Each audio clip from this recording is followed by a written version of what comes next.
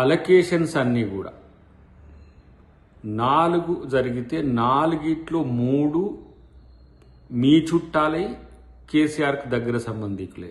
అంటే కేసీఆర్ హరీష్ రావు చుట్టాలే, అది వినోద్రావు గారి చుట్టాలు కూడా, మొత్తం మీ కుటుంబాలకే వచ్చినాయి.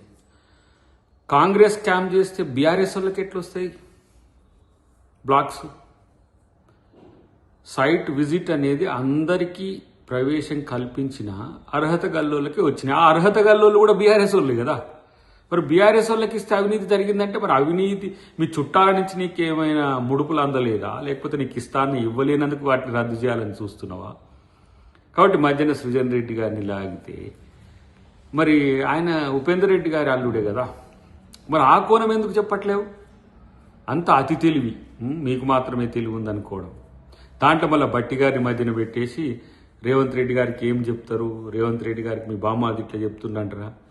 అరే బాబు, అసలు ఆడ అవినీతే లేదంటే నీలాంటి సొంటికాయగాలు చెప్పిన దాన్ని ఎందుకు పట్టించుకుంటాడు ముఖ్యమంత్రి?